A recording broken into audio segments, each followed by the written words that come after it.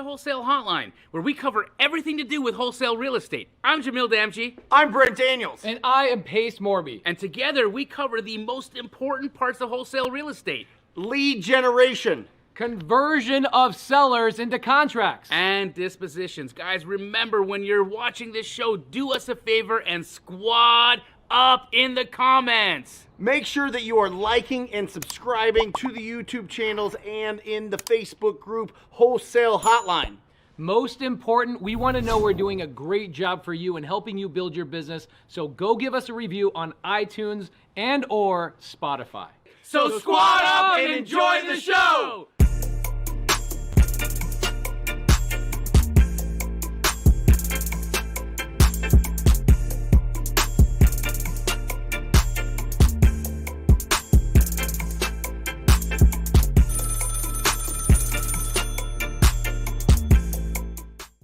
Black shirt guy.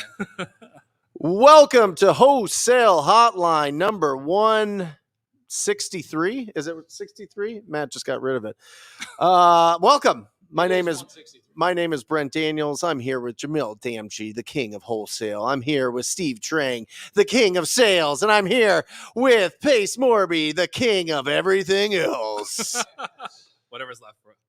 I'm excited. We're excited to have you on here, Steve. This is really, it was, you just got back from Vietnam. Yeah. And you're here on Wholesale Hotline. And we have the most incredible live audience of all time here. Can we get some What's up? This is different. There we go. Isn't that cool? How neat. We got young people here interested in real estate investing. I love it. Two Canadians. All right. Two Canadians ready to leave Canada to become full-time real estate investors in the United States. I love it. Yeah. Sounds like a path that's already been laid out. Yeah. I know someone that's done that. DM you because I get a lot of DMs from Canadians. You can't wholesale igloos. Okay, but can you wholesale mooses? Meese? Mice. Meese? What do you guys call them up there? Moose. Meese. No. Plural moose. So more than one moose, I believe, are meese. Okay. I think it's still moose. Can you wholesale in Canada? It's called skip transfer. Skip transfer, yes. Skip transfer. Wholesale in Canada. Here's the only difficulty in Canada. Lending. No, it's not lending. Well, yes. First, private money, hard money, isn't legal in Canada. Really? Yes, you can't do private. Well, you can do private money loans, but the rates that would make private money loans worthwhile are Like usury. 20+? Oh. No, it's considered usury in Canada, so the rates are too high, so they consider it loan sharking. Secondly, the way that we do non-recourse loans, or the way that you wholesale here, you can't get access to the data that you need to know to see how much something is worth. So Non-disclosure? Everything is non-disclosure in Canada. So you can't know how much the ARV of anything is. So it's very difficult to go and negotiate and put deals under contract and wholesale if you don't know how much stuff is worth. The only reason why I was successful at it was because I knew where my buyers would buy at, and I knew what price per building the developers would buy buildings from. That's good training, though. Absolutely. Because it doesn't matter. Well, what comps say. Just raises the bar. It doesn't matter what supply and demand says. That's it. Yes. If you look at everything, and I want all you guys to really understand this, the buyer determines value always. Yeah. Every single time. If you think that property is worth $50,000 and you want to be paid $30,000 for putting that deal together, that's what you determine is the value. Now, can I come in and negotiate higher than you guys? Absolutely. But if you're the one getting that and the seller wants to work with you, you determine the value. That's the problem. I think that's what the moral issue here that we've been discussing before the show is. People think that the market determines it, or appraisers determine it, or real estate agents determine it, or the government determines value of properties. It absolutely is not the case. A ready, willing, and able buyer determines value. So I have this really great call I just did. Agent representing a seller. Yes. Okay, this is happening a lot, by the way. I'm kind of anti-agent right now. Okay. Okay. I'm sorry. I'm still licensed. And this guy's still. No. I'm totally okay with that, but I want to understand why. Agents are not educated on even comping a cash deal, That let is alone true. representing creative finance. So That in is true. December, there's a seller. Agent on a very prestigious team, Brent Tanner's team. I will say his name out loud. Okay. That probably it's not him, it's somebody on his team. Okay. Prestigious team. Gets a house appraised. Yep. $500,000. Mm-hmm. Okay. Agent tells the seller, I can sell this house in 2 weeks. In this market right now, or on a retail In deal? December, on a retail deal. Okay. Based on the appraisal. It's pretty bold. Okay. 2 weeks later, did the house sell? Nope. 2 months later, did the house sell? Nope. Okay, but the seller moved out of the property based on what the agent told him Mm-hmm. to he took a job in Indianapolis. So now he's got 2 payments. He's got his rent payment there, and he's got a house payment here that's a vacant property. Sure. Every But month. that's easy for people. Oh, it's I mean, easy. people have a lot of disposable income.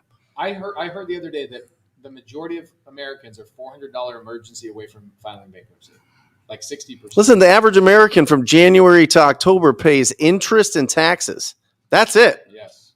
Interest and taxes. And I took my kids to Target today, and it cost me $650 for nothing. What the frick did you guys have him buy, Charisma? Jizzing. Anyway, so here's Nothing. here's the point to the story. So agent goes to the third month, fourth month. Now we're in the 5th month. The agent is now starting to work because now he's about to lose this listing Mm-hmm. that has been going on for 5 months. Mm-hmm. I call the seller directly. Okay. Why? Well, because now the seller's in foreclosure because he can't handle 2 payments. Right. Okay. Mm-hmm. Now, when I hear an agent, I'm not an agent. I don't have a dog in the fight. I am anti-agent when I hear this kind of stuff. But when agents say stuff like wholesalers are this or wholesalers are that, I'm like, I have heard more lies from licensed real estate professionals than I've heard from wholesalers. Yeah. Sorry. You don't have to flinch. Okay. So this is what happens. Seller says to me when I get on the phone with him, I go, "What are you guys listed at?" And he goes, "Well, I'm appraised at 500." That means nothing. Who cares? And I said, "What are you listed at?" And he says, 425. Mm-hmm. And I said, "Have you received an offer?" And he says, "Yeah, but it's total bullshit." And I go, "What's the offer?"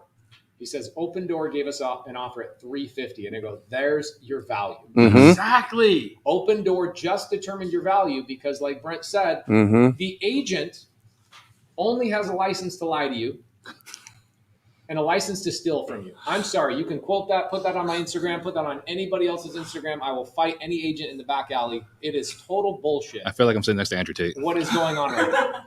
This was Steve. By the way, I didn't tell you. Hey, we're gonna invite Steve Trang on today's Wholesale Hotline. We're just gonna ambush this guy. This is the Vietnam War right here. You just came back from Vietnam. You're still there. Yeah, I didn't go to Nam for this. So my point is, you get, like Brent made a great point.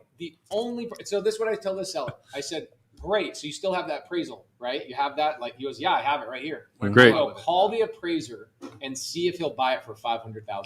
Mm-hmm. Because that's the only way that appraisal means anything. Well, that's what the comps show, right? Right? That determines value. Mm-hmm. No. Who Ready, determines willing, value? and able buyer. Not the agent. Not the agent. Never. But what about their broker? Never. What if they're a top producing agent that's well respected in the industry? No. They don't produce value. Absolutely not. But doesn't the government assess property values? Isn't that what a property's worth? No. No. Right. No. So how do you address this? Because you're an agent, but you're a hybrid like unicorn agent. So how do you address this? Well, I mean, you look at every time we talk about pricing, we always talk about it's an opinion. It's an opinion of value. Here's what I think we can sell it for, right? I think the problem you have is when the agent is overconfident and says, "Here's what I believe your house is worth." Like this right here is the price, like an expiration date on the milk. Right? Here's the goddamn expiration date right there, right? Mm-hmm. This is not how it works. The price is not determined by any one individual prior to the house going under contract. And we even coach the homeowners, right?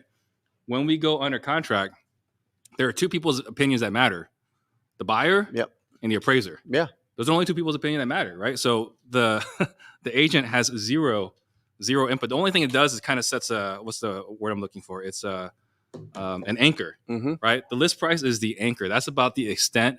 The appraisal really is worthless, especially in this day and age, right? Like if you look at the values just steadily declining, we have no idea how accurate or how up to date that appraisal is. So yeah, for me, and when we go through our sales training, the thing that I really push hard, because there's a lot of people that get into wholesaling, they have this idea of like price is so important, and we base it off of comps. And the thing I really push on is price is the only thing that matters in the absence of anything else, right? But none of us here live in the cheapest house in our city, right? None of us ride a bike to work, right? So clearly there are things that matter more than just money. And so when I would say for homeowners, it's certainty. It's certainty and peace of mind. Sure. Right? Knowing that after I sign this contract with Pace, that I don't have to worry about this mortgage payment ever again. The deal is done. The deal is done. I can go to bed. I can go to sleep, and all my problems are solved. That's what they want. That's what they're willing to pay for, and they're willing to pay for that in equity, right? And I think that's speed, convenience, and price. Yeah, the sellers get to pick too. Exactly. So yeah, I think as far as how do we handle the realtors, realtors cannot be so damn confident given the price. Go ahead. There's also a piece like you said they pay for that in equity, but I almost exists yet, right? They don't, because equity is what's left over between like the deed of trust or like the mortgage, like how much is owed versus like what the current market is, right? Yep. So Steve, let's just say this. Today I wrote an offer on a property for $250,000. Okay, I think that is a decent price for me for buying this house, which is in complete original condition in Maryville. Yeah, I think with a pretty substantial risk and remodel, maybe $350,000 is the value with all of that risk. Yep. And money spent. So is there any equity even at $250 right now? No. Right. I don't think there's equity there. I think there's the potential to force equity. And I think that as wholesalers, we sell some of that potential off, but the equity is really not there. Are we really selling, or are we really getting equity from these sellers who are giving us the houses in original condition? It's just price. I don't necessarily believe that it's equity. I mean, I think the equity there, I believe personally, is just is the wholesale fee. Like that's really the only equity that's there, right? But that's all. Do you think that's equity, or do you think that's potential equity? It's unrealized. It's unrealized gains, right? It's unrealized potential. Unrealized. I think we're on the same page. Yeah, that's it. Based on Jamil being silenced. Yeah, we've got. Can you guys hear me okay? Here, I'll share with Brent. Yeah. I'll share a mic with Brent. Let's do that. Boom. All right. Oh man, I gotta share more stuff. How's this, guys? Can you guys hear me okay? Hey, are we good here now, guys? Check. Do we really need to hear Pace? I think we heard enough. You heard enough of me. I just straight up. I'm sorry. I just shit all over the whole studio. I'm so sorry. Guys, put your questions in the chat. We've got master sales trainer here, Steve Trang. We've got an audience full of real estate investors. We got Brent Daniels, pacemorby, jamildamji in the house. We want to hear all of your wholesale or real estate related questions. Happy to answer. Still hard to hear. How to get a deal today, okay? I'm going to say how to get a deal today. Right now. You want a deal right now. Like within an hour. Where am I going? I'm not going to an agent. You know where I'm going? Expired listing that has been expired twice. 2 different agents. They've hired 2. This is happening like crazy right now. Absolutely. What? Just hold. Those are worse at distance. That's a condenser mic. Oh. When you're talking, bring close. Dang it. Okay, so we're sharing them today. Yeah. Got it. Okay. So you want a deal today. Expired listings, you'll get a deal today. If you make 100 calls today, you'll get an expired listing contract today. Today. Seller's already upset. The market has already told them the market for 6 months told them your house isn't worth what you think it is. The house isn't worth what you think it is. So by the time you get to that seller, by the way, no agent involved, because that's the other problem. Getting an agent involved only convolutes the whole conversation. Now, long term, you need agents in your business. You have to. But if I want a deal today, I'm not going to an agent, me personally. And I'm saying this because today's Q&A. So I want to get some questions in the side chat about getting some deals and all that stuff. But I'm saying right now, if I want a deal, I'm going to go to a very small list. There's only 40 people on this list, and it's people in the last 30 days that have had their listings canceled for the second time in the last 12 months. So would you though feel that the fact that they went through 2 agents and both contracts expired, do you feel that that seller may have an unrealistic expectation of price, that two agents couldn't do it and they weren't able to get the price low enough in order for the house to trade? Yes. But also they had an unrealistic expectation when they listed the house at the price they Right. listed The second realtor really had the hard job. They had a hard job, but they also had the opportunity to be honest. Right. Right. They did have that moment where they could have said, listen, you have this house listed and it was listed for the last 6 months at $500,000. And ma'am or sir, this house isn't trading at $500,000. This house might trade at $350,000. Right. If you're going to really ask me my opinion of value here or where I think this house moves at.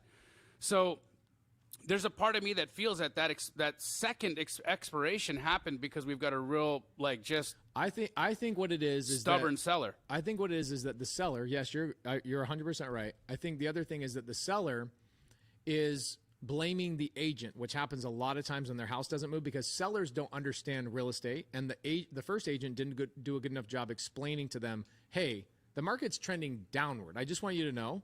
Market is trending downward. The interest rates just went up 3 days ago again. They're going to go up again while you're listed. And I think a lot of agents don't actually take the time to watch and see what's going on with the market. Because agents want the listing. They want the listing. And then they want to beat up sellers until they get to the price that it I'm gonna causes hold to sell. I want Steve to reply to this in just a second. But here's what I'm saying. The second agent, now the seller goes, all right, I think the second agent's going to do a better job because I think the problem was the first agent. So the second agent comes across, has the opportunity to be honest, and actually, you know who gets to beat up the first contractor that failed is the second contractor. You ever hire a second contractor? Oh, man, I don't know what this guy was doing here. I don't know what this guy's doing here. Well, he used that lumber? Oh, my gosh. That's how it is when a second agent comes in and is like, what the heck was it? They didn't do this? They didn't give you a seller net sheet? They didn't give you this? Meanwhile, no agent actually uses a seller net sheet, even though they should. So I think now they have no more excuses. The seller has no more excuses, nobody else to blame. The market has told them straight up, with two agents, your house is not worth what it is. You want to get a creative deal today, wholesale it for $10,000, $15,000, $20,000. We just paid a $27,000 assignment fee on a 0 down, 0% seller finance deal. You make big money right now on those deals. Second listing failing. Yeah, I think to Brent's point about the realtors getting listings, right? So you kind of go through this evolution when you first get into real estate, right? Like, man, if I can just get a contract, that'd be awesome, right? And then when you start working with sellers, like, man, if I can just get listings, this would be great. Mm-hmm. And after a while, you realize, wow, listings don't cut it. I actually need houses to sell to get paid. And so I look at realtors that get listings without a realistic seller getting a price that's priced to sell, the same exact way as a wholesaler gets a contract that's completely unrealistic, right? Yeah. Right. I'm gonna get a contract at 90% ARV because I got a signed contract. I'm feeling good about myself. I went out there, I did the work, and I couldn't sell it. I'm gonna call Keegley. You did what work? I'm gonna call. You Keegley. basically just lied to a seller. Completely gave an unrealistic promise. Now you're gonna be having to. But to be fair to the wholesaler and the agent, the number one thing that I feel like they're missing is the ability to comp. Yes. And so what's happening is the wholesaler and the agent who were never educated on how to comp. I would even argue that most brokers who bring agents into their brokerage don't know how to comp. I would agree with you and there. So oh, hell yeah. And then not you, but that's a real thing. Bro, you're a unicorn. And you made a really great point. They are trained to go get what? A listing. Go get listings. Go do open houses. Go do listings. Go get open houses. Go do listings. Go get open houses. At no point are they sitting in the brokerage going, that listing you just signed today is not going to sell because of blah, blah, blah, blah, blah. They're just great job on the listing. So wholesalers should be learning what, Jamil? What's the first thing you should be learning as a wholesaler? 1,000,000% without a doubt, the most important person in any wholesale business is the underwriter, the person who understands how to comp and value properties. That is it. Yeah. That is it. It's the only reason why I've had any success in this business. Absolutely. So much so that when Steve had a house under contract, when Steve had a house that he had bought, he had thought he had squeezed all the money out of a house, right? But he didn't. I did. What year was this? What year was that? 2016? 2012, 2013. Yeah, much It was. I don't think it was 2016. Maybe it was, but I yeah. can't remember. But I do remember when Jamil reached out to me on a property. I was like, "How the hell did Jamil sell this for more than I could on the MLS?" This is my point about what David Green said very irresponsibly on Bigger Pockets, is that he says that in most cases, the agent's going to get more money, and I'm looking at expired listings all over the country, foreclosures all over the country, foreclosures that are they're listed foreclosures, and the agents can't sell them. Meanwhile, a wholesaler comes in and gets it done. Well, there's listed properties on the market that are in rough shape. Let's just set the table here a little bit. We're not talking about beautiful, remodeled, beautiful homes that were just built in the last 5 years. We're talking about homes that have had 100 million cigarettes smoked in them, okay? We're talking about homes that have 24 to 48 pets living inside the homes. We're talking about properties that haven't had glass in the windows for 18 years. Okay, we're not talking about these beautiful, should be listed on the market. You know what happens when properties that are like that go and hit the market?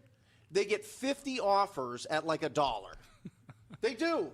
This is why real estate agents don't like listing really rough properties, because you have to respond in Arizona, right? You have to keep all of those contracts that were submitted for a year, non-executed for a year. The ones that are executed, 5 years. Am I right? Absolutely right. Explain that.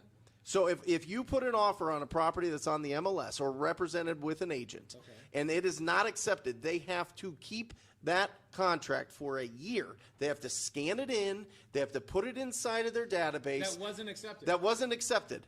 Okay? None of them do this. None of them do this. Not a single None of them one. do this. None of them do this.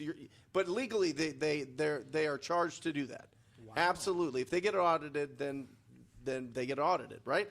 And so. How can I push the envelope on that? But what I'm saying is there somebody I can call, like a commissioner or something? Yes. Yeah. It's the Arizona Department of Real Estate, and if you do feel that you have been railroaded or bamboozled by an agent who was supposed to present an offer of yours and they didn't present it to a seller, all you need to do is email. You send one email, copy the agent, copy the Arizona Department of Real Estate, and the agent's broker, and watch hell break loose. That's going to be my next YouTube video next week. I'm doing this 100%. I'm calling the commissioner. I'm going to show people how to do this. Are you kidding me? That's it. Okay, before you go on with your point. Yeah. So how have we never talked about this? One last thing. The other sentence you need to have in your email and say, I hope you have good E&O insurance. That's error and omissions, in case you guys don't know. 6 properties last year we bought in the middle of evictions. Six properties in the middle of evictions. We bought 4 properties last year that had tenants in there that had not paid rent forever. No access, no ability to show it, no pictures, sight unseen. Who else is going after these properties? Not someone getting an Who FHA else? mortgage. Not they can't get. You can't get conventional financing on any of these properties. No. And then all of a sudden, oh wait, cash buyers actually mean something. Cash buyers that have to take risk with all of their own funds to go out there and get smoking deals, and that's not moral? I'm not saying it's immoral. David Green, we need to have you on Wholesale Hotline. We need to have a conversation about this. Yeah, I mean, it was irresponsible comment. It's irresponsible first and foremost because, again, this is the assumption that hey, A, real estate agents don't know what they're doing. B, that the MLS is somehow the end all and be all of where investors operate and where people buy.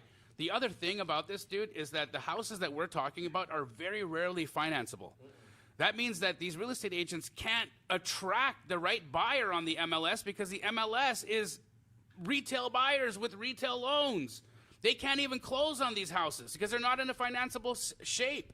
Yeah, we had someone complaining, someone else making the same point, like, these flippers are ruining, these houses for first-time home buyers, right? Like, they're overpricing the market, and it's like, but this first-time home buyer can't come in and paint and deal with the cabinets, deal with the contractors. Like, just even think about how many people we know have lost money just because of the contractors, right? So you're expecting a first-time home buyer to not come up with a 3.5%, which is sometimes already a struggle, then the closing costs, and then paying a contractor and then managing that contractor, this whole transaction. Most people can't handle the stress of managing another person, let alone asking a first-time home buyer while they're living in the house to have a contractor come through. Such a great point. Here's another thing, too, we got to point out. You're pointing out some really good stuff. I have never competed with an agent on a deal. Right. Never once. I've never done a deal, probably 1,000+ wholesale deals in my career. I've never done one that should have gone through an agent and gotten more money. No. Everyone had a situation, a lien, a tenant, some damage to the property. It was impossible for them to list. And what happens is end buyers, Steve, have the vision to walk into a house and go, oh, I can get this at a great deal and move in here with my wife, Betty. And after we pay for all the renovations, like Steve's pointing out, I also have the ability to furnish the property. Do they have that Service Pro account at Home Depot? Hell no. And they're going out and getting loans where they're getting 3.5% down and down payment assistance. And you're telling me that they can buy a property that a wholesaler shouldn't have sold, it should have gone through an agent? Kiss my ass. I have had these appointments, Pace. This is the first 3 years of my adventure in wholesaling was giving them two options. You can list it here, or you could sell it cash here. If you list it here, the way to get the most for it is it needs to be financeable. Mm-hmm. You need to paint. You need to clean up. You need to, fix the plumbing. There can't be an active leak. The roof has to be patched. You're not going to get finance. To get the most out of this property would be to get financing, because people don't have a tremendous amount of cash to be able to purchase. So you need to be able to do all these things. Every time they went with a cash as is offer. Every time. It happens all the time. But I want to point out, guys, is that, look, with respect to, I understand that there's agents that are good, there are agents that are not, there are wholesalers that are good, there are wholesalers that are not, but we, in order for us to really understand the power of the wholesaler real estate agent relationship, we have to look at it in its best form. Right? Because, look, of course, there's going to be all kinds of relationships that are going to fall in the middle, and there's going to be the crummy ones. But if you look at the example, like, the relationship I had with you, when you were a licensed agent I was buying from, the relationship I had with you as a licensed agent when I was buying from you, when I buy deals through Monique and the rest of the agents that I work with, these are people that have taken the time to understand the utility of individuals like you and I, of individuals like the people that are in our audience. They understand. Look, they're not the answer always. They're the answer occasionally. Mm-hmm. And knowing when to pull out, hey, I have a cash solution. I have a creative solution. If you have resources, maybe you want to renovate and go full. But the real estate agent that equips themselves with all of the solutions and then in an honest way presents all of the solutions to their client and lets the client choose, symphony of good, solid fiduciary behavior. Right. And if you look at the 2 episodes we did with Monique Walker, she is the perfect example of a perfect real estate agent. She I don't know how much more she makes on the wholesale side. Lots. But she's realized, like you said, the utility. Yes. She says, man, my offers to list are like a Phillips screwdriver. Right. And the wholesale is like a flathead. Sometimes you're going to use one and sometimes you're not going to use the other. Right. But if I'm a contractor and I have both tools, I'm going to end up making way more money and be way more efficient. If you figured out how to get that lead in the freaking first place, how dare you, as a business owner, walk out of there going, man, I sucked at getting the listing. You didn't even present all the options. Right. Because where my frustration comes from is that when David Green, who is a head of this real estate industry at Bigger Pockets, by the way, the largest podcast in real estate, says that a valuable tool is immoral and skirts the line of legalities, that's the most irresponsible thing from somebody who is at the top of the top. If some knucklehead agent that just got their license said that, I go, okay, do some work and we'll talk in 5 years. But when somebody as a leader of our industry says what they said, that just tells me you don't understand, and you don't understand collaboration. Because I love working with agents that understand the utility. And I think it's an education. I think it's I don't think that David has met people who do business the way that we do. James Daner, Jimmy. Is he not a bigger pockets personality? He absolutely is. Then how is that? How is that even possible? Maybe What I'm trying to say Yeah. is that we should all. I keep saying kiss my ass, okay? But really, I'm frustrated. It's frustrated. We talked about it this morning. It's been frustrating me all day. The thing is that I'm watching the bridge between bigger pockets and the wholesale world and the creative world start like getting clearer. There's no line. Like people are starting to collaborate and collaborate and collaborate.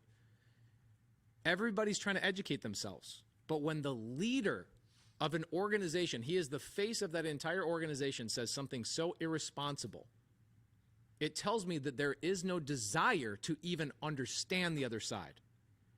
And so here we are, have an agent here and another agent here that are telling us the reasons. And I love working with agents and I love working with wholesalers. I don't love working with wholesalers that refuse to learn how to comp. And I don't love working with agents that refuse how to also comp. But I do love working with agents and wholesalers that are trying to move this direction. Have you guys found out that I'm frustrated yet? Yeah. So when I actually started Real Estate Disruptors, if you guys look at the first 10 episodes, I actually alternated between wholesalers and realtors, right? Yeah. And the idea was that we can marry these two communities because we're all trying to do the same thing. We're all trying to serve the homeowners. Yeah. And what I found out was they actually don't like each other. Realtors don't like wholesalers. Wholesalers don't like realtors. I am glad now in 2023, what you're saying is spot on, right? This is starting to blur together. So I'm at Real Brokerage, right? And I talked to one of the leaders at Real, and they have a wholesaling addendum, right? An addendum for. Do I need to move? No, you're good. I'm just gonna switch this real quick. I can hear it on the stream, but we're testing it. Make it a little better. Yeah. So they have a wholesaling addendum, which basically says hey, you can't wholesale at Real unless you've proven that you know how to wholesale. Right. Right. And so and she talked to me as I was asking her what was the purpose of this addendum. She says we fully recognize that this is what's happening with our industry. That realtors are starting to wholesale and wholesalers are starting to get licensed. We just want to make sure that the people that are licensed at our brokerage are wholesaling with the correct information in place, right? And so that's something that's changing, that's evolving. But 5 years ago, They can't hear him? Matt, they can't hear him. all right, well, I'm gonna forget all that. Made it even worse. Hopefully, they can read lips. As an agent, my buyers can't look past ugly car. Yeah, I know. No, and listen, there's a lot of knuckleheads out there. We have run across people that lock up properties with property owners. They have big SEO and pay-per-click budgets. Yeah. They'll lock up every single deal at exactly what the property owner wants, and they'll file a memorandum. Yeah. And then they won't cancel the deal. They'll just disappear, right? And then we come along with a price that will actually cause it to sell, and they want $10,000 to release the memorandum. Right. I understand that part. If people are talking about some of that stuff going on, that's disgusting. Yeah. But what I think what traditional real estate has to understand is we're doing our best collectively to make sure that people really understand the process of, is this a deal or not a deal? Yeah. And I think that's what really frustrates Jamil a lot is figure out how to comp, figure out what offer you should have, and present that and be a truth teller and a truth seeker, and don't just try to lock up things and beat people up on price because the competition is offering more than you. This is a challenge in the construction world, okay? Yeah. Contractors will underbid other contractors with a plan to say, I'm just going to lock in the contract on the renovation, and then I'm going to change order my customer to death. Okay, so while other contractors are coming in with an honest price, it scares off the consumer.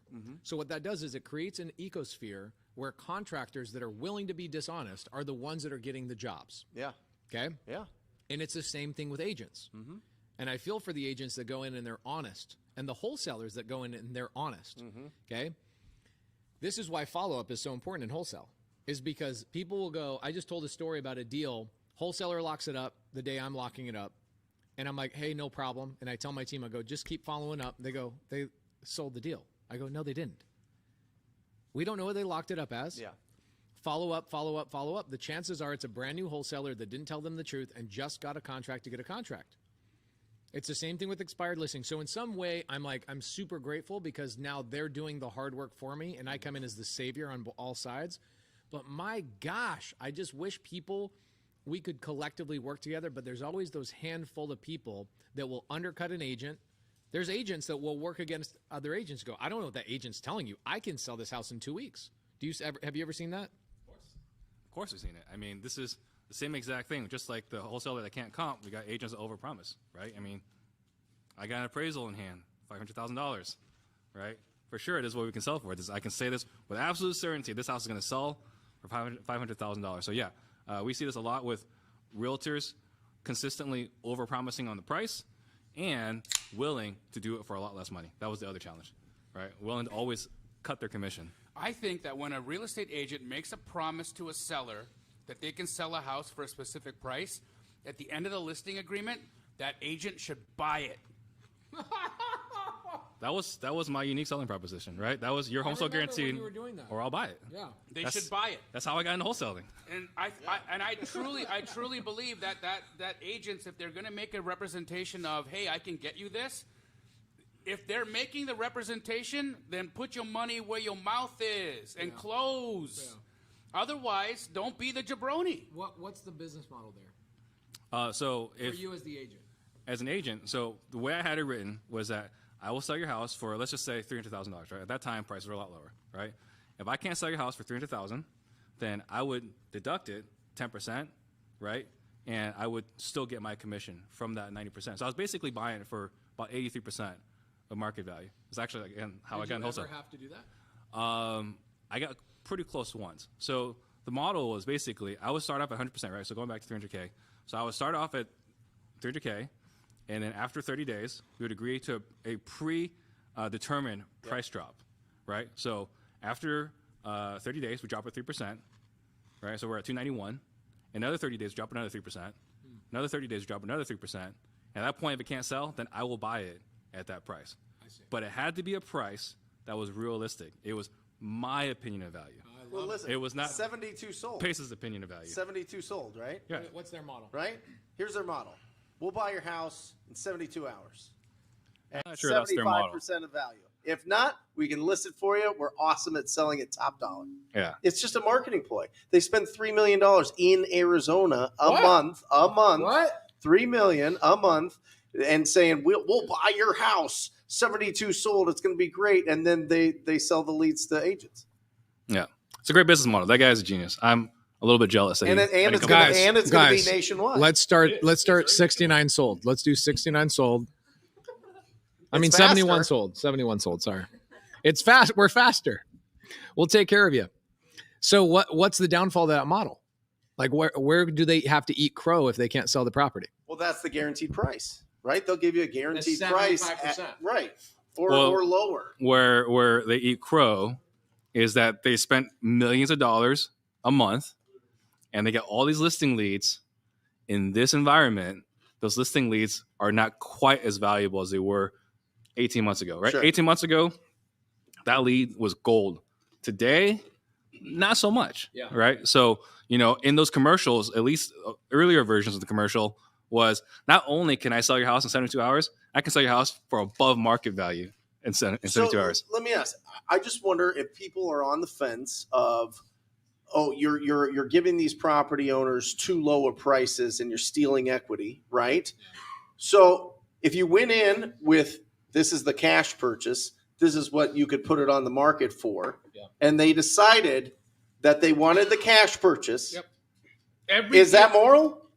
Is it now moral? Every deal I've done with Monique Walker and other agents are following that, where she says, guys, look, there's three options here. There is as-is value, which is if you get the house financeable, maybe I could sell it here. There's after-repair value. If you did a nice $70,000 or $80,000 remodel, this is where I think your house sells. And then there's Jamil's cash buy price. Yeah. Your decision. So here's how I got into this, right? I used to believe price was the only thing that mattered. I used to believe that. And what changed for me was having these homeowners bully me into buying their houses for cash, right? Because it was your home sold guarantee, I'll buy it, right? Now I want the cash offer today. It's like, no, you don't. The cash offer today, you'll walk away with less money. It's like, yeah, but I want the cash days. Okay, maybe I didn't explain it right. Okay, so if we list it, Speed, convenience, and price. if we list it, you will walk. They're trying to talk them out of a wholesale deal, and they're talking you into it. I was like, no, you're losing money here. And they're like, I want a cash buyer. I want a cash price day. So I was like, all right. I gave them a cash offer. They bullied me into buying their houses. I got bullied into buying so many houses. I had to have Jamil wholesale the houses for me. That's it. That was the situation I was in. It's not bad. It's not bad. You're getting taken advantage of. I was Steve. the victim I there. didn't take advantage of him. No. Yeah, these wholesalers are Yeah. taking all my equity. Yeah. Okay, so Does that work? I don't know. Does this guys? Can you hear me? On I my think mic? it's only the Androids that can't hear us. Oh, is it? Every Yeah, a lot of- We're gonna go in our- StreamYard issue. All I did was toggle the audio saves in StreamYard over and over until it started working. It's literally a digital issue. Can everybody hear Perfect. me or no? There's one question I think we absolutely have to ask. I guess no. It's Dan Irish's question. He wants to know, Steve, when you eat crow, do you eat it with chopsticks? I mean, if I had to, yeah, why not? Chopsticks are great. Just playing. This was a question. It was a real question. Thank you, Dan Irish, for your very racist question. Chopsticks are wonderful. Okay, Just playing, rates just just playing, went up. Yeah. Okay, again, they're gonna come. They're gonna continue to go up more. Is this a good thing or a bad thing for wholesaling? Can I start? It's the best thing on the planet Earth. I am praying I think the rates are going up because God is answering my prayers. I love that rates are going up.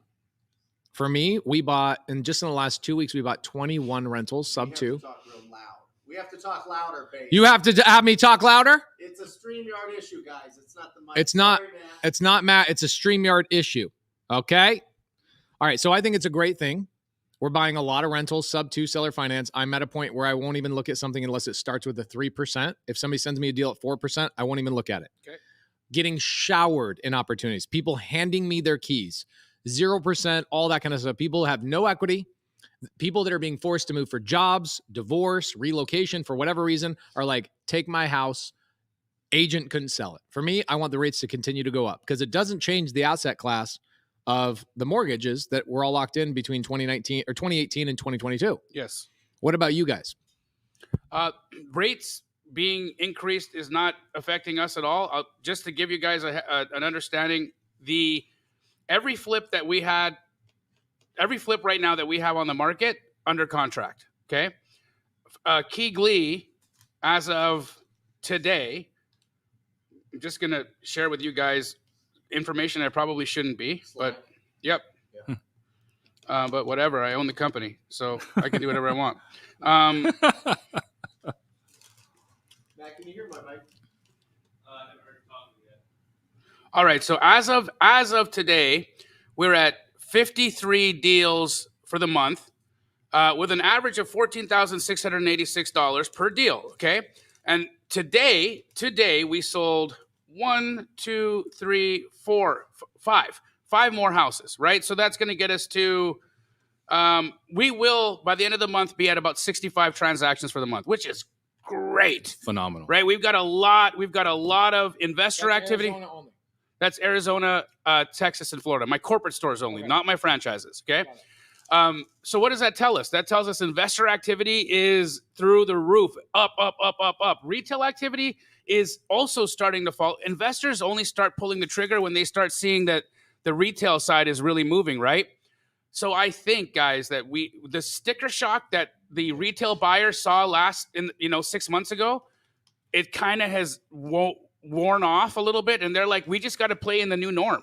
So they are now moving back into the market. Also, the really smart agents are telling their retail buyers, look, you actually right now have one of the most incredible opportunities to go in and buy at a discount. Like, you can actually get seller concessions. You can have sellers do things for you right now that they won't be able to do for you in 6 months. When we start creeping back towards not 6 months, but let's just say in the next 12 months, I believe rates will creep back down towards 5% in about a year.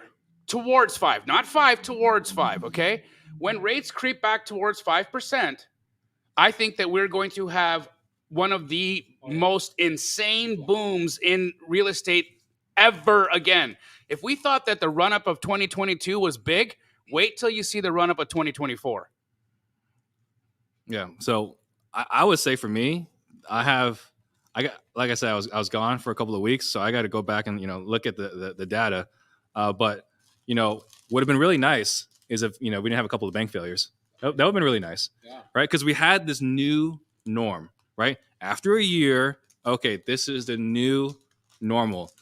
It's not great. It's not as good as it was a couple of years ago, but this is the new normal. Everything's okay. And we started getting a certain amount of certainty. Mm-hmm. Now with the bank failures, we've got this new level of uncertainty. So we'll see. We'll see what happens. So I am completely oblivious because I literally just got back this weekend. Can I poll the audience real quick? Yeah. Average historical interest rate. Do you know what it is? 6%. I'm going to guess 6 to 7%. 6.5. Huh? 8. 7.75. From 1971 to 2023, 7.75. What is it right now? Do we know? Anybody? So a little over 6. If right? you go get quoted right now, So it's less than historic. You can't quote the Fed. You can't quote the Fed rate. You have to quote what the mortgage Right. companies are giving you, which is ARV. It's over 7%. Okay. Okay. Right. We're on So we're average. Investor rates are like 8.5%, 9% right now. Right. Yeah, but homeowners. I thought they we're creeped average. down a little bit recently. No. Rates just went up. I think you got to be careful though when you're looking at historic rates, because I think one of the things you got to look at is people don't buy based off of price. They don't buy like We're a payment society. Yeah. They don't pay. Oh, that house is obviously $550,000. Like that's not how they buy. Yeah. They buy entirely Remember based. $1 million houses when we were like 10? They were like mansions. Oh, yeah. I mean, they were like the biggest house. It was like Beverly Hills. You're like, oh my gosh, Like I have people that's $1 say million like, house. I used to pay 16% interest. Like, yeah, but your house is like $40,000. Right. Right. So if you look at interest rates, I think this is one piece of the puzzle. Is really what they can afford. Yeah. Right. And so now is what am I willing to tolerate? So for a payment of $2,000, this is what I was able to get before. Now I can get this, and now it's this. And the question is, am I willing to wait? But to Jamil's point, which I think is a fantastic point, is right now you can get below asking price. You can get concessions. You can do. You can ask for all sorts of repairs. Like remember a couple of years ago, hey, I want this house fixed. No. I need you to waive inspections. Dude, I need to waive appraisal. Pace was showing me some of his Binzer responses when people were asking for him to do things. He was just like, haha, nope. This is what I told Laura to list my properties as. Yeah. All my flips in 2021, 2022. Yes. Seller is hypersensitive to repair requests. If a single repair request is asked for, consider this listing or consider our escrow canceled. And so she calls every time they submit an offer. She goes, hey, I just want to let you know I'm so sorry about this. You're screaming in the background. Tell that person. Sensitive. So she goes, how do I convey this in my listing? I go, tell them I'm hypersensitive. Yeah. And she's like, really? You want me to? I go, what's the word? They will buy anything in that market. You could, dude. There were houses you guys sold. You guys sold me a house in a cul-de-sac in Scottsdale, and it took us 4 months longer than we thought. People stole everything from the properties, like all the things that could go wrong on a property. We still made $50,000 net more than I planned. Right. With all the things, because the market was going up. And I didn't have to fix a single thing. Yeah. The inspector, the home inspector, the 50 pages comes in. Here's all the 50 pages. We were like, yeah, we're not doing a single thing. They go, great. Can we close tomorrow? It's not like that right now. No. But oddly enough, I just sold a deal in Maryville on a fix and flip that appraised for $20,000 above list today. $20,000 above list. An appraiser giving us $20,000 above list. I mean, that's that. And also, I know rates went up, but when the Fed also signaled that they're not going to do any more rate hikes they did this last raise of a quarter point, but they also signaled that, hey, rate hikes are going to start kind of freezing, and because they couldn't not raise rates this time without sending signals that the banking system was dramatically impaired. So they had to raise rates to kind of let people know, no, the banking system is good. But we're also not going to raise any more rates after this. So I think actually what ended up happening was mortgage rates, not the Fed rate, but mortgage rates kind of dipped a little bit since. And I don't know if they've kind of rebounded back up or not, but like Can anybody tell me today what's the 30-year fixed? Can you pull that up? There you go. Anaphylactic shock. Hey, Sam Singh, I will buy that deal in Henderson, Nevada. I'm looking at it right now. I will buy it, but the renovation is much more than 15 grand, but I will still buy it. So send me that's the photo. Yeah. When you were looking at that, you're like 15 grand. Okay. Come on, Sam. You're smart. I love you, Sam. Sam, sell me the deal. I'll take it. It's 2.5% interest. 2.49% interest I just got. That's great. Great. Sell me the deal. Happy to do it. Thank you, Sam Singh. Appreciate you. There was a great question there a moment ago for Jamil. Yes. It was from Josh. How do you comp in non-disclosure states? Really great question. So comping in non-disclosure states will usually require you use a third, like a different platform. So for me, if I'm depending on what state you're in, I'm either going to go to Privy or I'm going to go to Batch Leads or PropStream. What's another third-party data source that they can go to for non-disclosure states? Privy is Privy, Batch Leads, and yeah, Privy. Can you just squat up with an agent? I mean, but do you really want to wait for an agent to respond, to give you your numbers and all that? No, because they may not even know how to comp it themselves, right? So I would, if I'm really doing this business full time, I would be investing in something to help me comp in a non-disclosure state, right? At least one of those three tools will be satisfactory to you. I'm constantly conditioned, though.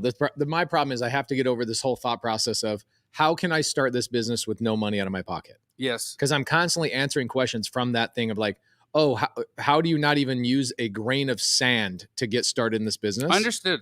Yeah. So squat up with somebody. Someone will help you. That is an answer for somebody that is completely broke. That's the no excuse answer. Right. Okay. Go leverage somebody else's resources, but you got to do more work because you're not willing to pay for it. Right. But if you have $100, you can get access to all the data in your market. So this is not necessarily the recommended route for everybody, but this is 100% what I did. Is if you believe in yourself, you're going to bet on yourself. I maxed out my credit card, right? I mean, multiple times building my business, right? So if you're not willing to put $100 a month on your credit card, $200 to get Privy, I'm not really sure you're serious about this business. I mean, definitely if you're talking about no money out of pocket, I mean, are you guys not at least paying for gas? Are you guys not using your cell phone? Right? There's costs associated. This is why Bigger Pockets challenged me to do, they go, you can't even have a cell phone and you can't even have $1 in your pocket and you have to start on a park bench, because they get people that go, okay, but they had a cell phone and I don't have those resources that Pace has. So I'm like, this challenge that I'm doing right now with Bigger Pockets is literally to quiet down the people that just come up with every freaking excuse in the book. I think it's a great quote I heard from somebody else. Like, if you want to argue for all the reasons why you're going to fail, you can have them. Yeah. It's not my responsibility to convince you to be successful. Yeah. Right? It's your responsibility. Yeah. So where did you do this challenge? Have you started the challenge? It's done. It's done. I did it. They And gave me where? 30 days here in Phoenix. So here's what I did. You should probably not talk about it until it's released. You sure? Yeah. Legal says don't do it. Okay. Is this a book? Can you say It's that? not a book. It's a YouTube Is video. it a pamphlet? No, it's a YouTube video. So I did. Let's just say it's going to be an incredible video. You know Pace doesn't disappoint. It's going to be everybody who's watching this right now, hype this up, because it's going to be a phenomenal video as soon as it's released. Here's what I thought of is like, what's the average wholesale turnaround? I start today, I get a deal within a week. Let's say I'm cranking, I get a deal within a week. I then sell that deal to a buyer within 2 or 3 days. And then that buyer closes escrow within 10 to maybe upwards of 20 days. So a quick turnaround time would be anywhere between 20 to 40 days, right? Mm-hmm.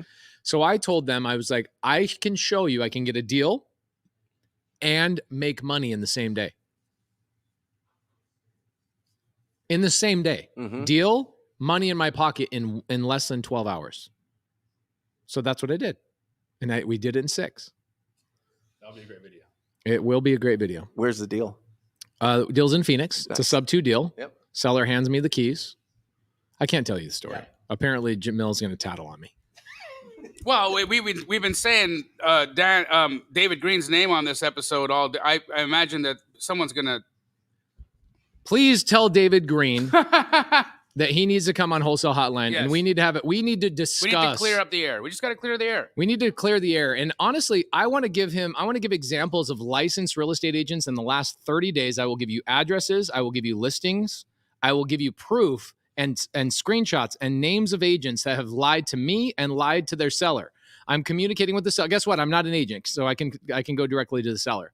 And the agent is lying to the seller behind his back, saying it's a lot. I will bring you proof. David Green, if you have proof of wholesalers doing things illegally, let's have a conversation. Give me the address. Give me the name of the wholesaler. I will give you the name, the listing, and the address of the property that agents are lying and not doing their fiduciary responsibility. And 5.5 months later, we're not able to sell their house on the market. I want you to apologize to the wholesale community that is trying to do nothing but collaborate with the Bigger Pockets community. That's all we're trying to do. We want to collaborate with you. We want to do business with you. It is not okay to do that. I think from now on, I'm just going to call Pace Cobra Pace, right? So, Am I making people feel uncomfortable? Is this not at all. okay? Not at all. No, I love this. I love this. I don't think it has anything to do with comfort. I think it has to do with the reality of the narrative, right? And the narrative is it's an antiquated narrative. It has been disproven over and over again by ethical people who do business with high morals that are trying to help folks, that literally bring nothing but solutions to the table. And Bro, you just brought up a really great point. Yeah. Imagine going on a job site. Have you ever worked construction? Anybody? You look at your arms. You've worked construction. You've never worked construction? Who's worked construction in here? Okay. Have you walked on job sites where other subcontractors are also on the job site? And did you look at them and go, wow, this house could be built without you. Get the hell out of here? No, you didn't. They were the framing guy. You were the drywall. What did you do? I'm the assistant superintendent. Okay, so but you knew every single one of those tradesmen were needed on that house. Yeah. And what I'm saying is that if you look at the house as the entire real estate industry, every single subset of us, cash buyers, wholesalers, even wholesalers who wholesale other wholesalers' deals, okay, agents, brokers, title companies, closing attorneys, we need each other. Yeah. That's my point. And the thing is, agents' income is amplified by wholesalers, and wholesalers' income is amplified by agents. The whole narrative of wholesalers versus agents is the thing that I'm frustrated about. Exactly. It's BS. It's us versus the unethical people. Yes. It's not wholesalers versus agents. Yes. And when somebody like David Green, who I look up to and respect, if I look up to and respect him, how many other people look up to and respect him? That's my point. And I'm sitting there going, I work with a lot of agents, but I don't ever say this industry doesn't need agents. I say that this agent did something wrong and they should be educated properly. Mm-hmm. I say the same thing about wholesalers too. Wholesalers that use bad contracts, don't use EMD, right? Record frivolous memorandums. 2018, we called up Fran. Fran had a rental property. Her tenants just moved out. We went to the property, and my acquisition manager at the time, Natasha, called and said, "You need to get down here. I don't know what's going on." I was like, "Okay." So I went down there, and Fran was standing out there, as pleasant as can be, talking to Natasha. And Natasha goes, Fran here wants to sell us this house for $9,000. Okay? $9,000. I pull it up on Zillow and I show her it's $200,000 as his estimate. And it was $212. It was $212 as his estimate. And she goes, "Oh, honey, I know I could put it on the market right now and sell it for $200,000. I go, "Okay, have you sold houses before?" She said, "I've been a real estate broker for Century 21 for 20 years. Wow. Okay. She goes, and I go, "Well, then why are you giving me $191,000 worth of equity here?" Right. And she goes, "Oh, honey, I just want you to win. I'm going to sell this to an investor. It might as well be you." Yeah. Right. Yeah. Talk to her attorney, talk to her priest. I mean, everything. They were like, she's going to sell it. It's either to you or to somebody else. Yeah. Is that moral? Should I have accepted $9,000? Should I have bought that for $9,000? Absolutely. Because she wanted to sell it for that? That's That's what she wanted. She was of sound mind. She wanted to do it. Bro, Of course. if you go on my YouTube channel, I've got a foreclosure seller that I recorded the call with. Her name is, I can't remember now. My memory's slipping, but it's Stonebrook in Atlanta, Georgia. Jamari. Jamari wholesales this deal to me, follows up with the seller, follows up with the seller, follows up with the seller. After all these other wholesalers and agents kind of stopped reaching out to her, he's got 3 days before the foreclosure. He stops by one more time. She's in tears. He gets her under contract. And we stop the foreclosure. I buy the house subject to. Seller is a real estate agent. I'm going to say that one more time for the people in the back. The seller is a real estate agent, a licensed real estate agent for 10 years.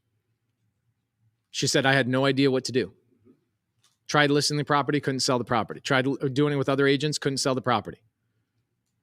Today, I'm going to toot my own horn. Today, the cash flow from that property for the last 2 months was a little over $12,000. I turned it into a midterm rental. It's crushing. It was Airbnb. I was barely breaking even. I switched it to midterm rental. It's doing really, really great. We got a big insurance booking for like 70 grand for 3 months. And I'm making like 11 grand per month for the next couple of months. Really great. So we took that money, bought a minivan, went and gave it away today. And the lady asked me, she's like, oh my gosh, what did I do to deserve this? And I said, I bought a house from an agent a year ago. I took it over. It's cash flowing really well. I want to give back. And somebody says to me, and they're like, why wouldn't the seller have just listed that property? I go, they were a listing agent. Like not everybody has the answers. Yeah. And the thing is, it's like what it is it's the collaborators and the non-collaborators. It's not the agents versus the wholesalers. And a lot of these arguments are very oftentimes like, okay, hey man, you just spent $8 on a Big Mac at McDonald's. Don't you know that you could make a hamburger at your house for a lot less money? Right? Like, why would you ever go to a hamburger spot and pay more money than what you could cook your own hamburger for? Like, this is literally what that argument sounds like to me, right? Because you make flipping choices in the world. And sometimes that choice is, I like this person. I want this person I want to do business with this person. And I understand that when somebody buys something from me in a company name, that companies have a purpose to do what? Make a profit. Make money. So I'm choosing to let this person make money with me. Do you know that every car I've ever traded in, the company I traded my car into made money? No. Those evil people made money? Come on, get the hell out of here with that stupid argument that it's unethical to make money. So I've only been sued a handful of times. Oh, we're going there. And can you talk about it? That's the opening line to a book right there. Yeah. Are you kidding me? So one of the times I got sued, and I won this lawsuit, right? I paid $18,000 in attorney fees to win, right? And it was a situation where I bought a house that was listed with a realtor, right? And I talked to the homeowner. I was like, it's listed with a realtor. Like, why did you ask me to come over here? And they're like, oh, my realtor can't sell. I was like, but just tell the realtor that. Yeah. Like, why are you telling me this? Tell the realtor that. She's like, I did. The realtor won't listen to me. She won't drop the price. It's like, okay, so what do you want me to do? I want you to buy my house. So I bought her house. It was listed at $350,000. I bought it for $245,000, right? She was more interested in selling it to me at $245,000 than I guess I would say the realtor was willing to lower the price, because the lower had principles that we had to sell the house for as much money as possible, right? Regardless of what the homeowner wants. Right. I need to sell it for as much as possible. Homeowner's like, I need cash today. So I bought it. Turns out she never canceled the listing. So you still have to pay the agent. No, that's what she sued. The realtor sued me for was for the commissions. Yeah. Right? I said, no, I don't owe you the commissions. If you want to get the commissions, if you want to go back to that homeowner that you couldn't sell their house and sue her, that's your business, right? And she did. She lost, but she also included me in that lawsuit, right? But again, a realtor had a homeowner that needed to sell, who told the realtor, I need to sell my house now so I can go spend the last month of my mom's life together with her. Sure. And instead of listening to the homeowner, I need to sell this house for as much as possible because that's the realtor mindset. Mm-hmm. And that was not definitely serving anybody there. Nope. In their best interest. Yeah. What's their best interest? You know what I mean? Yeah. It's different for every single situation. Absolutely. Yeah. It's wild. Most Get your realtors questions in the chat, guys. Yeah. We'll take the next 23 minutes. The thing answer too one. also for this is that wholesalers, when you get into the business and you're in it for 2 or 3 years, you do realize that not even 2-3 years, maybe 6 months, you get to a point where you realize as a wholesaler, you need agents to scale your business, because you can't be going out there and landing every single deal for the rest of your life by doing only cold calling. Right. Like Brent does direct to seller, I'm direct to seller, but we sprinkle in relationships with 100%. agents and with probate attorneys and other referrals. Look at the guy, Kevin Cho, right now. He's murdering it on the MLS. Yeah. Murdering it. Primarily expired listings, but yes. And I'm the buyer on all those deals. The no equity stuff too. The stuff that's Yeah. no equity. Yeah. You're buying a lot of them. I'm buying all of them. I challenged Kevin this year. I said, I will say yes to every deal you send me because I want a 22-year-old to make $600,000 this year. As long as the assignment fee is appropriate, I will say yes to every deal. He sent me a deal in Texas. I've never bought a deal in this town. I go, yes. But next time you send me one in that town, it's no. Arizona. So I closed 2 deals with him yesterday. He just got another deal in Glendale. I'll buy 50 rentals this year from Kevin Cho, sub 3%. He's a 22-year-old doing nothing but expired listings and low equity. The magic list really is, if you're going after creative finance, is working with agents over 100 days on the market. Yeah, it's great. 90 days on market, no equity, owned for 2 years or less. Yep. That deal is impossible, very difficult to sell because it's got there's probably not even enough equity in the house to pay the agents. But quite often the house is not in a condition that's going to get the value that they even owe on it. Mm-hmm. And so Pace might need to do $5,000 or $10,000 worth of, maybe $5,000 worth of updating, or $10,000 worth of updating in that. Because remember, it just traded 2 years ago. Yeah. So it's going to be in good condition. It may not be in perfect condition, right? But if he's getting a 2.5% note on there, look at that. Look at owning that thing over the next 30 years, right? How much would you have paid in interest on a 6% note for that house?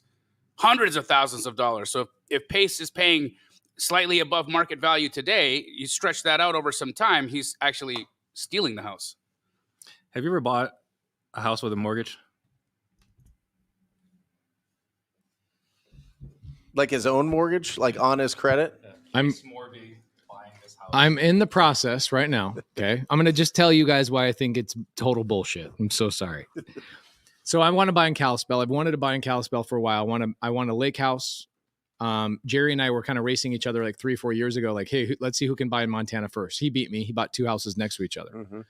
So this summer I'm like, all right, I'm going to go take a month. Jamil and I are going to be in Montana for a month, hanging out. Not a month, but a couple of days probably. You'll be there longer. I'll be here. I'll be there a month. You'll be there a couple of days. I'm coming at the end of the trip. So this is what I did. I went out and I have a student in Kalispell. He just joined, and he goes, Pace, I'm an agent. I've never seen a creative finance deal ever once in Kalispell. I don't think they exist. Mm-hmm. And I go, let's race. Mm-hmm. Who's your preferred lender? He says, this lady. I'll show you the day that we applied for this. Okay. Let's type in mortgage. It's probably the only time I've ever once said, Cross Country Mortgage, shout out. Okay. So on March 8th is when I started this process with her. Still haven't even got approved. Okay. Jamil. No, it was not me. How long did it take for you to get approved for your deal in LA? Or not approved, but like all the way done. Yeah, at the end of the day. Once you found the property to close. I found the property in June. I closed the property December 19th. July, August, and September, it was the October, lender November, that was the December. issue. Yes. Okay. Bro, I make millions of dollars. Yes. I'm talking about a house that I'm going to have a $9,000 payment on. So hold on. I'm almost done. So I start on March 8th with this lady. She's still asking. She asked me for a litany. I didn't even know that word until 2 weeks ago. Until my bookkeeper said, wow, what a litany of things. A list of things. My whole team gets it to her. She comes back, another list. Comes back 3 days later, another list. In that 6 or 7 days, this agent, who's a brand new creative investor, finds me 12 deals in Kalispell. You want to see the one that I chose? Do you want to see Are you it? buying a house I'm buying on the water? I'm buying a house. On the water? No, I probably end up buying a house in the water, but on the water. But this one will I'm be glad not in the water. That's a boat. right here. If it's isolated or surrounded by water, it's impressive. Yeah. So he finds a deal. He finds a deal that I say yes to in 12 days, but he found 12 deals in 12 days, and this is the one that I said yes to. And it's a $4 million home up in Whitefish Mountain. So I'll end up, here's the contract, here's all the stuff. And the $4 million, 3% down, 3% seller finance, 30-year note, no balloon. And he goes, "You've proven me wrong." And he goes, Say it again. What's the terms? Here, I'll put you $4 million, 3% down, so 120 grand down, 3% interest, 30-year note, no balloon. Here's the property right here. The seller owns it free and clear. Seller owns it free and clear. And I'll end up Airbnb-ing it. My payment will be like 15 grand to the seller. And the property will end up bringing about 30 grand a month. It's gorgeous. So going back to my question. On market. No, the answer is no. So the reason why I bring this up is right now, right? He's talking about buying creative. You're talking about, 2.5%, 3%, whatever. Brent, do you know what is the most stressful day for a realtor when they're closing a deal? What's the deal like? What is it? What's the one document you're like afraid of on closing day? It's been too long, Steve. There's a Truth in Lending Act, Okay. right? Yeah. And it says like you're buying this house for, When it shows you what you actually pay for it. yeah. Yeah. right? When it shows you the actual, if you paid the whole 30-year mortgage, what Yeah. it is. Yeah. Yeah. So Yeah, there's it's like triple what it. Yeah. yeah. So you buy a house for $300K, right? And right now with interest rates the way they are, you're looking at like $800K probably, right? After interest and everything. But in the last few years, when interest rates were like in the threes, you buy a house at $300K, right? After everything, maybe like $450, right? So just over 30 years, how about $450K versus $800K? Pace is stealing these houses, I'm stealing them. right? If he's getting 3% interest. The ARV on that house. The ARV on this house is $3.4 million. You're paying how much? 3.9. I'm paying 500 grand over ARV. Over the course of this loan, forget about my cash flow. Forget about my tax benefits. Like, think about the tax benefits alone. I will get $1 million write-off this year alone just on that property. Forget about all that. Over the course of 30 years, I probably underpaid $2 million for that property. Yeah. Somebody else with a 6% interest loan would have paid $2 million more than I would have, is the point you're making. Yeah. I didn't know about the Truth in Lending Act, though. That's interesting. Yeah. Hey, it's actually beneficial to be friends with a realtor. Yes, I know. We have some questions in the chat. One of the questions in the chat I think each of us could answer is, how much money do you need to get started in wholesaling? Is that really a How much question? would you say? I mean, zero. It depends on your strategy, right? Right. So to get started, yes, all you need is grit and hustle. You don't need anything else. I would agree. There's a lot of ways that you can get involved in wholesaling. My initial thought is, if you're brand new and you've never done a deal before, you have, how many people do we have on the live right now? 700? 751. Almost 750 whatever people watching the live right now. Someone in the chat, hundreds likely in the chat, would love to work with you to get started, right? People are constantly JVing, collaborating with each other in the comments of Wholesale Hotline, moving on to make tens of thousands of dollars with each other. Try to get involved in a co-wholesale JV opportunity with another wholesaler so you can start understanding and learning how to value houses, right? Really, really start to get your feet wet and cut your teeth on understanding value. It's not as important for you to go out and do your first deal as it is for you to understand the numbers behind your first deal. Too many people are chasing the check and they're not chasing the education to learn what things are worth. As I said earlier in today's podcast, the person who becomes the most valuable individual in a wholesale business is somebody who can understand value. That's it. Let me just put it another way. And I've said this before, and it's not a popular opinion, right? But I would say, if I was starting over brand new today, right? I don't know anything about real estate. I got a W-2 job. Hey, Guess what it is? go ahead. Work for somebody. Absolutely. Right? I was here, hey, Pace, can I work for you? Brent, can I work for you? Jamil, can I work for you? I will work for you, get paid by you guys to learn how to do this business from you guys. Brent, how much does your guy make? He makes more than 6 figures, I imagine. Acquisitions? Yeah. 150 and 200. Freaking. And then a pretty kick-ass schedule, I imagine. It's an incredible schedule. Yeah. So but they didn't start out that way. I mean, most of that is performance based. Right. It absolutely is performance based. But why should I go in? I mean, I talked about earlier about getting into credit card debt, which again, that's what I did. Right. But there's absolutely nothing wrong. Like, just go back to the agent model, right? As a brand new realtor leaving real estate school, right? You have a couple of different options. You can go work for a broker and learn absolutely nothing, or you can go join a team of successful realtors and learn from them all those skills and get some leads and not come out of pocket, right?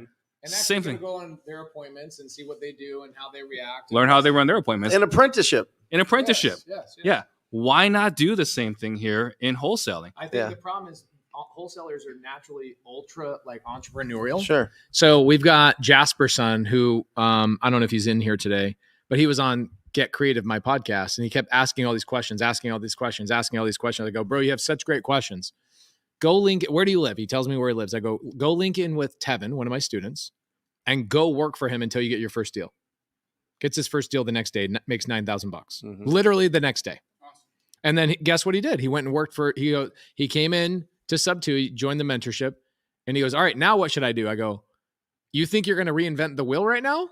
Like, bro, what are you doing? And he goes, well, I want to be a business owner. I'm like, best thing to do is watch another business owner. So he went and worked for Dan Quijano, and he does a deal a week. Like, being a part of a healthy business and seeing how they operate, both the goods and the bads, helps you in 12 months, 18 months, 24 months to go out and do your own thing. You can have an entrepreneurial spirit working in somebody else's business. Yes. Without a doubt. That's all real estate agents are. Yeah. Every single time, you're independent contractors. And the place I get my hair cut, they have to sweep floors for 2 years before they're allowed to cut hair. Yeah. 2 years apprenticeship, right? And they make like 70 or 80K, which is great. Yeah. But we can make that on a deal. And people are like, no, I'm just going to figure this out. So I got a text message earlier today. Someone who used to work for me, one of his entrepreneurial spirits, who decided to go off on his own, right? I thought a little prematurely. I know all of them. Yeah. So, but he sent me a text message today. It was pretty nice. And it was basically, he was saying like, look, I didn't realize when I was there what I had, and the fact that you made it look so easy made it so that I thought I can go do it on my own. I didn't realize all those challenges, all those hardships you have to go through to run this business. And so I would say for everyone else, right, you can go do this of your own. You can watch YouTube videos. I think that's a great avenue as well. But don't rule out immediately working for somebody else and learning and getting paid well on their dollar. Yeah. Also, the thing about working, if you are entrepreneurial and you go work in a wholesale business, and let's just say it's commission based, right? The beautiful thing is you get to plug into another company's systems and already they know this works because it's working for them. So you get to jump in and learn how they do it. But because it's commission based, you're already learning how to be accountable to yourself. And you're because you've got that accountability, it's pushing you into discipline, right? And so it's one of the most incredible ways to get started in this is going and finding a good operation to go work with. Just know if you are going to plan on leaving, just be honest with that company and say, I'll give you 12 months or I'll give you 6 months. Or I have a desire to do this on my own at some point, but I really want to learn and I really want to be a part of this, and I'm willing to give you my time in order to get that experience. But don't be the guy who goes in and says, hey, I have a desire to work for you and I want to learn and I want to grow with you and I want to be a part of this organization and I want to become management here and I want to do all these things in here. Meanwhile, in the back, you're like, how do I steal this company's buyers list? Yeah. Or how do I make connections with people so I can go off and do this on my own? Because if you're that person, just know that energy finds you. That energy will always find you, and you can't hide your heart. You can't. You can't. Yeah. Couple of positions I'm hiring for, just so you guys know. If you guys are in Arizona, I'm hiring for Facebook management. If you guys are interested, you can pick a market. Help me manage one of our Facebook groups, and you can do all the deals that come through that Facebook group in that market as a side benefit of being in that position full time. Good salary plus bonuses. I'm also looking for somebody to be in my lending business as a full-time salesperson. So if you guys are, I'm going to end up hiring one of Jason's people, a Canadian. Nice. Yeah. Killers. Yeah, I know. Absolutely. It's going to be great. Thank you for that. At least 14 to 40% of what I know came from my relationship with Brent Daniels. That's a big range. Well, I wasn't sure where the overlap. There's a lot of overlap too of like, you've taught me some of the same stuff, right? But you know what? I remember how naive I was when I came out of the 3 or 4 years I was in Homevestors. I came in, sat down at Brent Daniels' office, and I said, where the heck do all these deals come from? These deals are going to run out. Mm-hmm. All these wholesalers running around. Are there going to be enough deals for me to go out and scale my business? Do you remember that conversation I had with you? It's a conveyor belt. It's unlimited supply.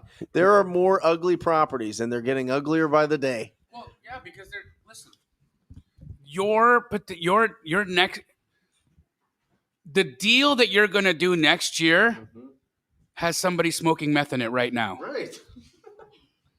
Don't worry about it. That's very true. Yes. That should go on a Sorry, t-shirt. I know that was a terrible thing to say, but it's real. Also, do you guys know real estate agents are probably the best at creative finance? Think about it. As a broker, you bring people onto your brokerage, okay? 0 down, 0% seller finance. Mm-hmm. Their time, their resources, their friends, their family, and you go out and get those listings. Mm-hmm. They go out, spend their gas money, their time, their energy. They get a contract. They go sell that property. Who gets paid first before the agent does? The broker. It goes through the broker. Is that not creative finance? The agent doesn't get paid until it goes through the broker. Is that not the greatest form of creative finance? Agents and brokers are the greatest creative finance investor of all time. How can I get an army of human beings to go out and do the work for me with no money? Build my brand. And build my brand and not cost me any money out of pocket. And I get paid before they get paid. Mm-hmm. We're gonna have to fix a couple of your misconceptions there. As a person that owned a brokerage, I can certainly assure you. I can certainly assure you there are expenses. They're called broker because they're broker than the agents, for sure. Brokers don't make shit. Yeah. Is there a way to make money as a broker? Yeah, you start a title company. It's pretty easy. Yeah, you and a mortgage company. Own a title, okay, but as a broker itself, you could build it up and sell it to the big conglomerates that own brokerages. Yeah, but that's the exception. You can typically, in my experience, the brokers that sell as well are the ones that really do well. So anytime I hear someone says, "Hey, I'm thinking about starting a brokerage," my first few words is, "Let me stop you right there." Yeah. Yeah. This is a terrible idea. Nothing good will come from this. And I'm happy to sit with you as long as it's necessary to talk you off that ledge. Yeah, build a team, build a company. Wholesale. Yeah. Okay. Wholesale. Speaking about wholesale, okay? Yeah. When is this event happening? April 15th and 16th. This is the last week that people can register. If you are not registered for the Growth Summit 2023.com, growthsummit2023.com, this is the last week to register. So make sure that you get in there. It's here in Mesa. I want you there. Oh, Can you show up? Probably. Good. Want you there. All right. Haven't seen you in a while. So I'm going to rope you into this. But if you could come to the VIP Saturday, I think a tremendous amount of people will get value. Where from the have you conversations. been, by the way? Done. If you could arm wrestle with your calves, you'd win. I posted some photos. When you guys meet Steve Trang, ask him to see his legs. Okay, they're legit. My trainer actually has asked me if I can post photos, right, to promote his company of your calves. Your calves, like his logo on your calves, like a tattoo. I should ask for a sponsorship. Absolutely. Absolutely. That should be all over his social media. It's just your calves. So you have VIP. Obviously, I'm seeing Jade Vaughn saying that she's got VIP. Yeah, VIP is sold out. Oh, can you just open up 5 more spots? Or is that not possible? For who? For the VIPs, for the people that want to be, for the people. No, Jade's already got it. I don't know technically how we do that. But yeah, if the next 5 people. The next 5 people? Yeah. Okay, cool. You'll figure it out. Yeah. What's your cell phone so they can text you that they got? It's actually my office line is 1-800 Hot Boys. The Hot Boys with a Z. I believe it's Okay. 239-106. Hey, I do want to point out that Pace and I have very limited our travel. Yep. We're over the next year going to select events that are going to be very, very, very worthwhile for the community. And we'll be doing pop-ups in different spots. This Growth Summit is one of those events that Pace and I, Steve Trang, have not only made a commitment to be at, but like we are going to be there in full spirit, full force, understanding that our brother here is going to put on a world-class opportunity for you guys to connect, to really, really be a part of each other's businesses. It's going to be bananas. It's going to be bananas. Yeah, a lot of the. Let's just be honest. A lot of the events are style, but not substance. This is going to be both. It's going to be absolutely incredible from the people that it's not theory based. We're actually doing this business. All right. Hate to break it to you on some of these events that are going on right now. It's theory based. Okay. Yeah. This is real. You can implement into your business. You don't want to miss it. You'll be 6 months behind in our industry. I'm going to argue, not anything you just said, but I'm going to argue that the substance is definitely there, but you should not be going for the substance. If I were you, I'd be going for the connections and the network. That's what I mean. You're going to get private money. Yep. You're going to get Sub 2, Astro, TTP, Steve Trang, sales trained students all in one place, a conglomerate of badasses. Mm-hmm. Okay. Also Zuli Mogul. Damn, I wish my last name was Mogul. I wish my first name was Zuli.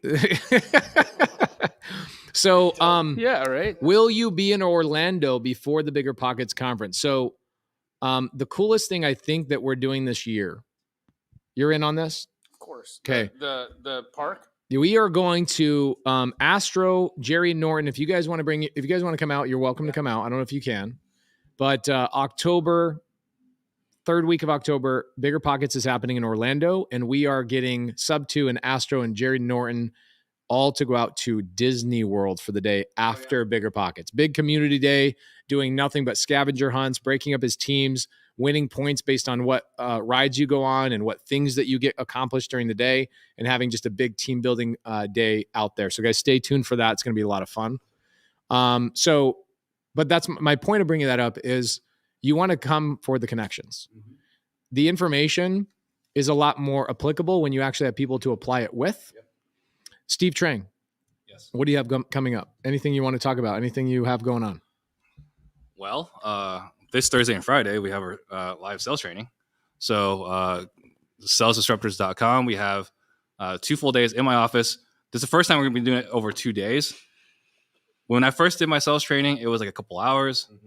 Then we want more, so it became a day. Is there a website people can learn from you on? Because I want to just say, I didn't mean to cut you off, but I wanted to say, so Steve, you came in to speak at the Astro Flipping Mastermind, and so we always survey people at the end. You know, what did you really enjoy? Of course.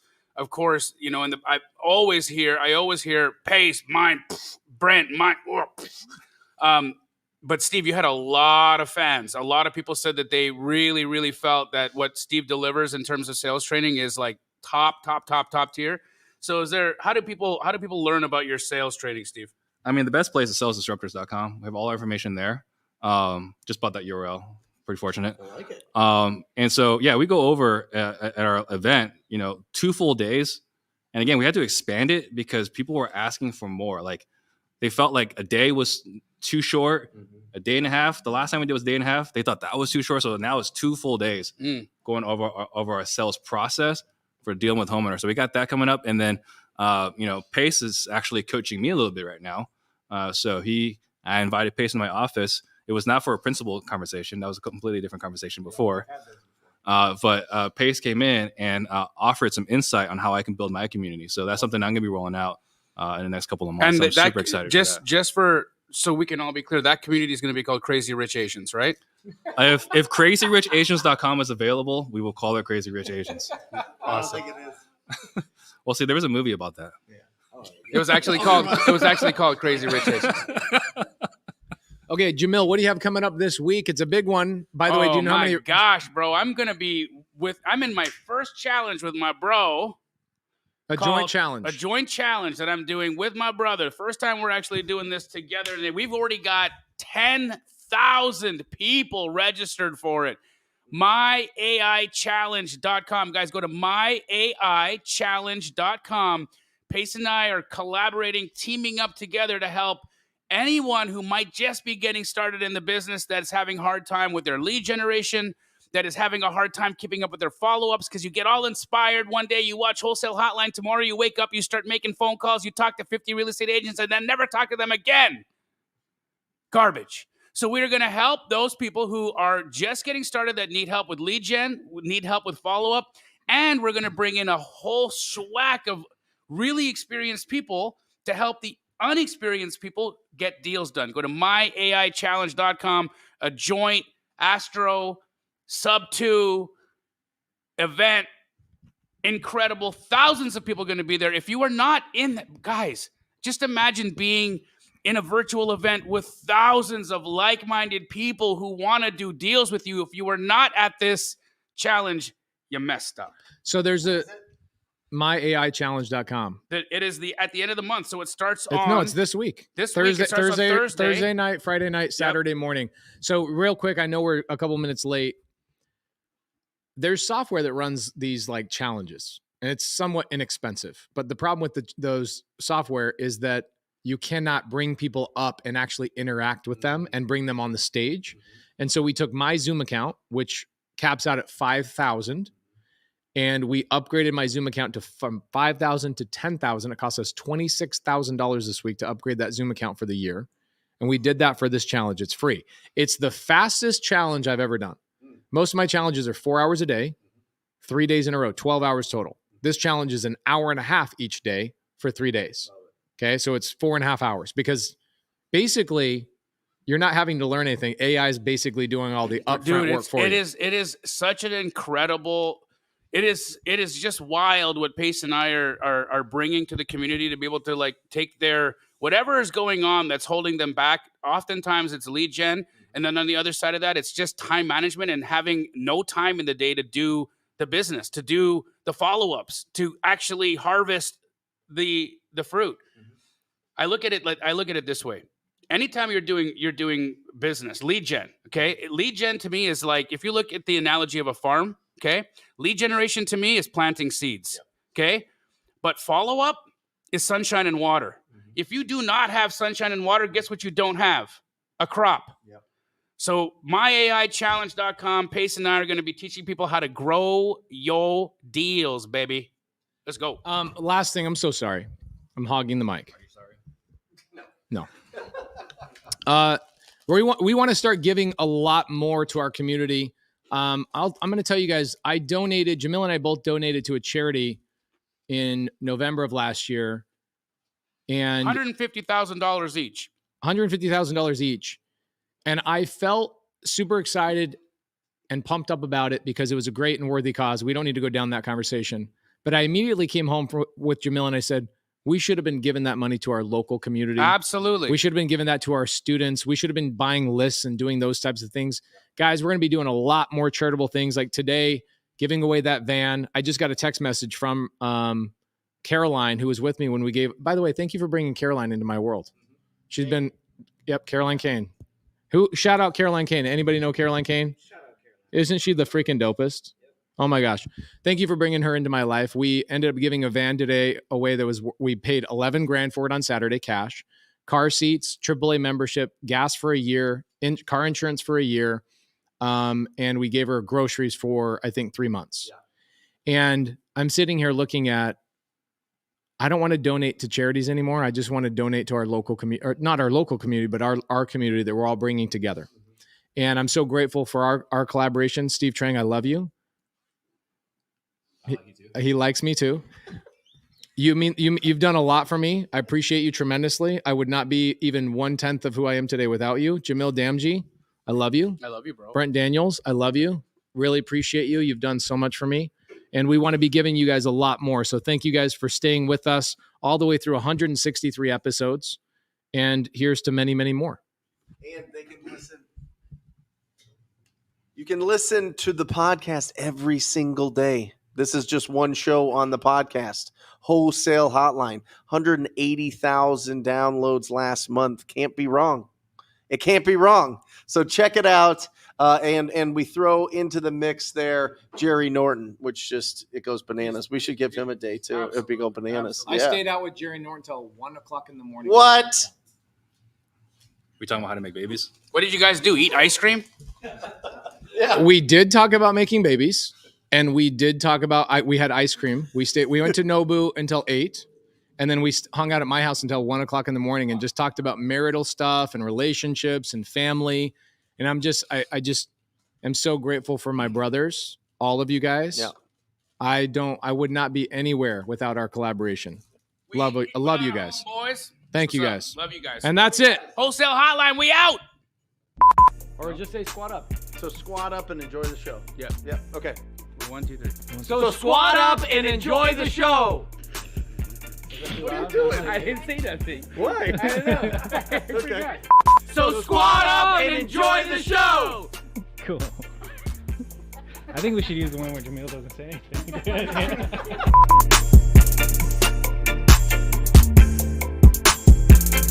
Yeah.